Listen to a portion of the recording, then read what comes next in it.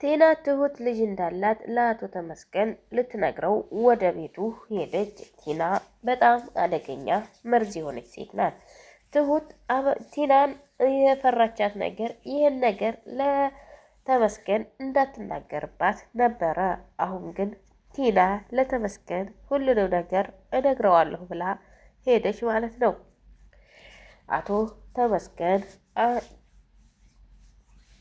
ተመስገን እንግዲህ እንደተለመደው ካሊብን አግቶ ነበር። ካሊብን ያገተው ግን መወራረጆ ነበረ።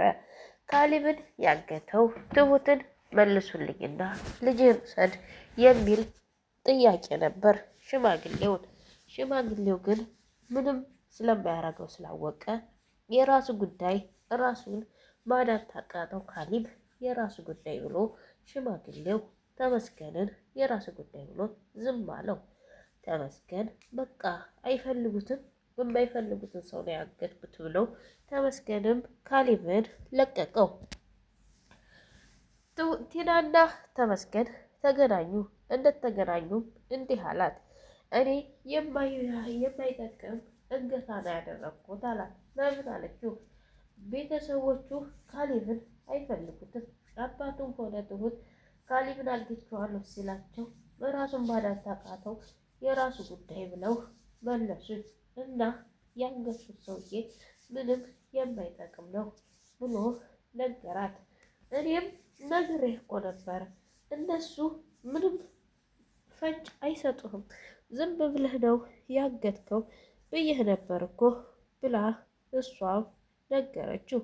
በጣም የሚገርመው ነገር ግን አሁን ላይ ምንድን ነው ተመስገን ካሊብን ለቆት ወደ ቤት ሲሄድ ቲናን አገኛት። ቲናን ሲያገኛት ቤተሰቦቼ አይፈልጉኝም ማለት ነው አላት። እሷም ተገረመች። እንዴ ድሮም እኮ እኔ ነኝ እንጂ የምፈልግህ እነሱ አይፈልጉም፣ ይሄን አታውቅም ነበር አለችው።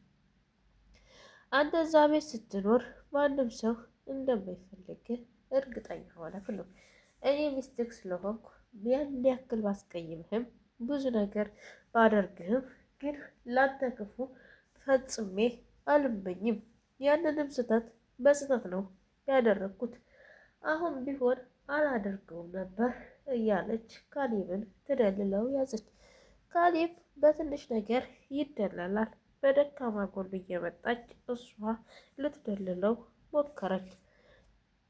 እሱም እንዲህ አላት፣ በቃ ችግር የለውም ቤተሰቦች ካልፈለጉኝ ቤታቸውም አልሄድም፣ ትሁትም አትፈልገኝም ማለት ነው አላት።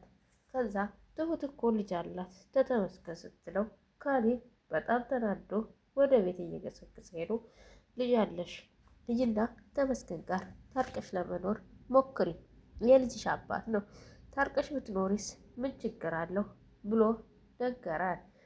ዳኒ ለኤደን መንገድ ላይ ቀለበት አሰረላት። ቲና አንጋጣ እያየ ነበረ በሰዓቱ። ላኪን ግን ያንን ቀለበት ሲያስርላት አይታ በጣም ስሜታዊ ሆና ተናዳ መንገዷን ቀጠለች። ቲና በጣም ተናዳለች። ህይወቷ ሁሉ የተመሰቃቆለው ለዳኒ ብላ እንደነበረ ታውቅ ነበር። ዳኒ ግን ጥሏት አሁን ከሌላ ሴት ጋር አሸሸገዳሁን እያለ ህይወቱን ይቀጫል። ህይወቱን የሚቀጨውም ያው ከኤደን ጋር ነው። ኤደንም ደስተኛ ናት።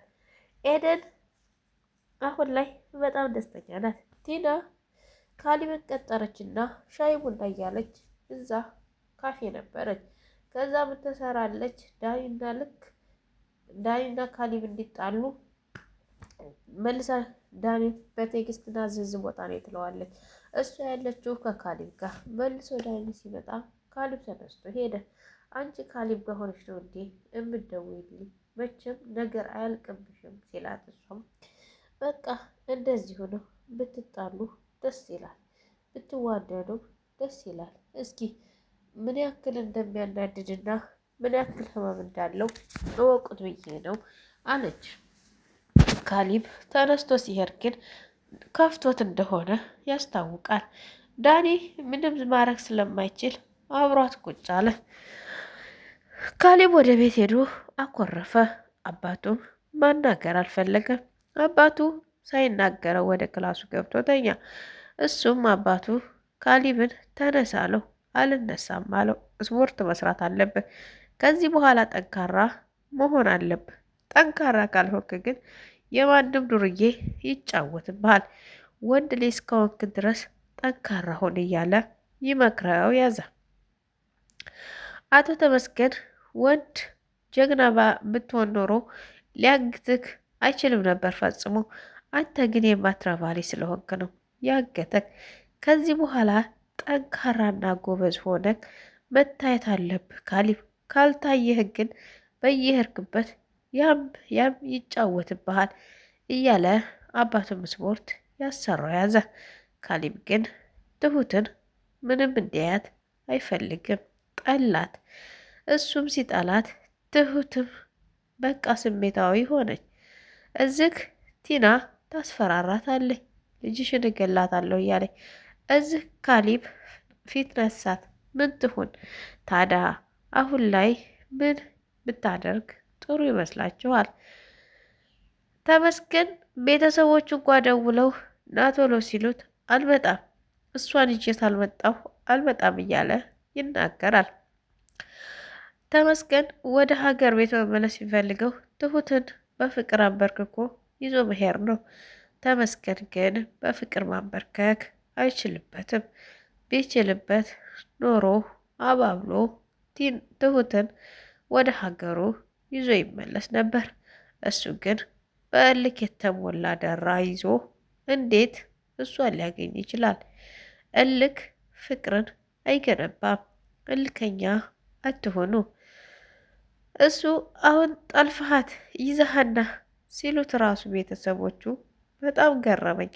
እንዴት ነው ከአዲስ አበባ ጠልፎ ትሁትን ይዞ የሚሄደው? እንደ ሀገር ቤት መሰላቸው የተመስገን ቤተሰቦች። በጣም ይገርማሉ። ተመስገን አሁን ላይ ትሁትን ካላገኘ ወደ ሀገር ቤት እንደማይመለስ እርግጠኛ ነኝ። ታዲያ ምን ይውጠዋል? ምንስ ይሆናል? እንዴትስ ይሆናል? ተመስገን ብቻ ግራ ያጋባል። ካሊብ ተትሁት ፍቅር እንደያዘው ያስታውቃል። ግን ፍቅሩን ላለመግለጽ ጸጥ ብሎ እየኖረ ይታያል ማለት ነው። መኖሩንም የሚኖረው እሱ ነው። ግን መቼ ነው ደስተኛ የሚሆነው ተመስገን ወይም ካሊብ ብላችሁ ታመናችሁኝ? ካሊብ ትሁትን ያገባ ቀን ደስተኛ ሆኖ ይኖራል። ተመስገን ደግሞ ትሁትን ረስቶ ወደ ሀገሩ ተመልሶ የራሱን ሕይወት ሲመራ በጣም ደስተኛ ሆኖ ለመኖር ይሞክራል።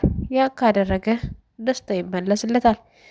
አለበለዛ ግን ትሁት ትሁት ሲል ራሱን ያደክማል እንጂ ትሁት ተመስገንን ዞር አታየው ከዚህ በኋላ። ውድና የተከበራችሁ የቻናል የቤተሰቦች ቪዲዮን ከወደዳችሁት ላይክ፣ ሸር፣ ሰብስክራይብ በማድረግ አበረታቱኝ። ወዳችኋለሁ። ባይ ባይ።